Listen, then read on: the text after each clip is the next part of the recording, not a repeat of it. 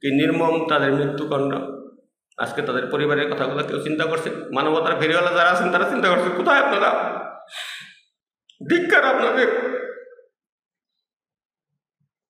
আজকে চলে গেছে, সবাইকে একটা সাগরে ফালাইতে চলে গেছে, আজকে লোকগুলা মারা যাইতেছে। একটা অনুরোধ করতে পারলেন না জনগণদের যে ভাই তোমরা মাইরো না, এরা কনস্টেবল, রেগে যায় থানার তারকা, অন্যায় আছে, হাজার আছে, এভাবে মানুষ মারা যাবে?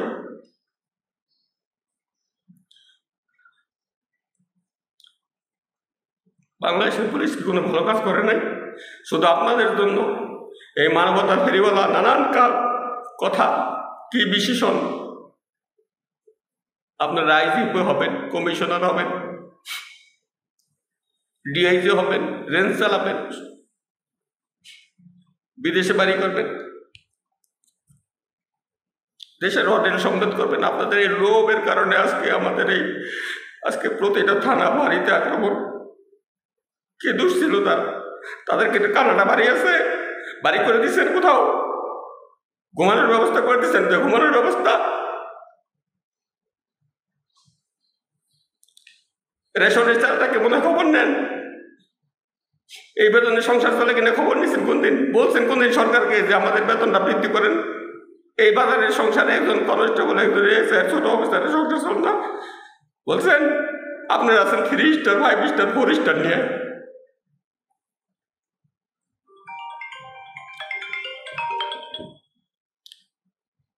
কেউ বলেন না, কারণ কি? এরা জুনিয়র অফিসার, এদের কিছু লাগে না, আপনাদের লাগে। আপনাদের লাগে, আপনাদের পেট আর ভরে না, আপনাদের পেট আর ভরা গেল না। এই দেশের সম্পদ সব দিয়েও আপনাদের পেট ভরবে না। আপনাদের পদ ঘাড়ের উপর দিয়ে আপনাদের গিফটসের অভাব থাকে না, কিন্তু আপনাদের তারপর আপনাদের ঘাড়ের উপর আর জায়গা থাকে না, তারপর আপনাদের পদ লাগে।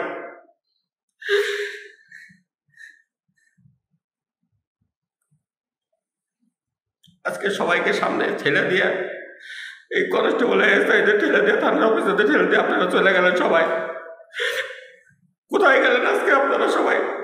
আপনাদের চেহারায় তো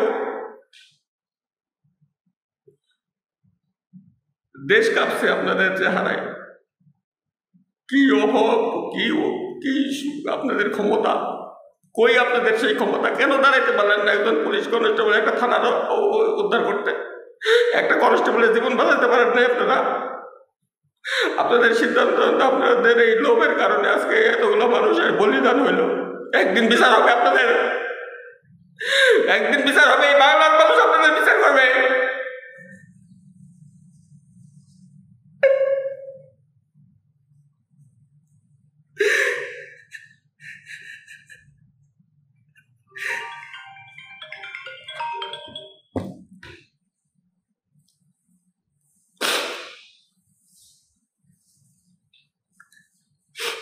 এই বাংলাদেশ পুলিশ আপনাদের বিচার করবে।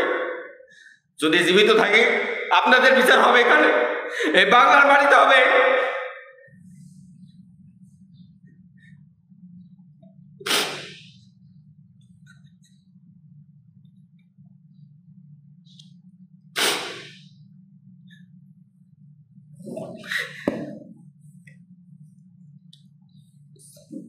দেশবাসীর কাছে করজ ধরে ক্ষমা চাই, আর মারবেন না।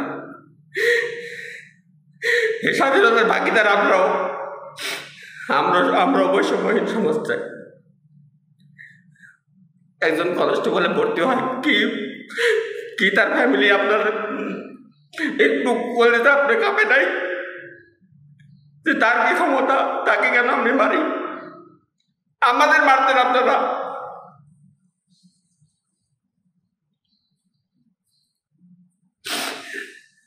আমাদের মারতেন, আমাদের দোষ, আমার দোষ, আমাদের বাইরে আপনারা কেন আপনার মানুষগুলো আপনাকে মারলেন? কেন আপনারা প্রতিরোধ করতে পারলেন না? কেন দাঁড়াইতে পারলেন না? আপনারা শিক্ষিত মানুষ, ইউনিভার্সিটিতে পড়েন, কেন থানা আক্রান্ত হইলো? কেন নিরীহ মানুষকে বলতে পারলেন না যে ভাই এদের মাইরো না?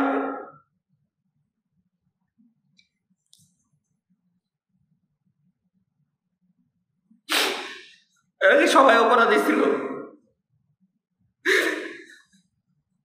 একটা মৃত্যু কাম্য না। যেটা হয়েছে সেটার জন্য আমরা কেউ আমরা দায়ী ছিলাম না। আমাদের কিছু করার নাই রে ভাই। আপনাদের দেশবাসীর কাছে এই কথাটাই অনুরোধ যে আমাদের কিছু করার ছিল না, আমরা শুধু হুকুম হুকুম হুকুম।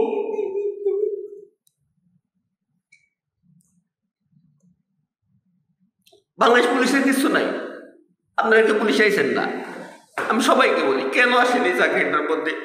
কি আছে এই চাকরিতে? কেন আসেন?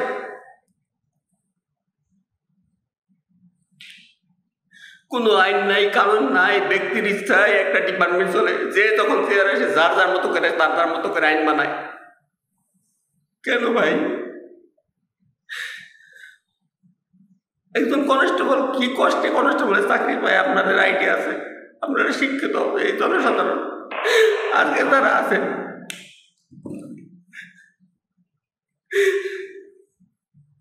কত শিক্ষিত সমাজ আপনারা। ডাক্তার আসিফ নজরুল স্যার আছেন, আপনারা দেখেন, ভিতরে আসেন, কথা শুনেন। যারা এখন রাষ্ট্র চালাবেন তারা কথা শুনেন।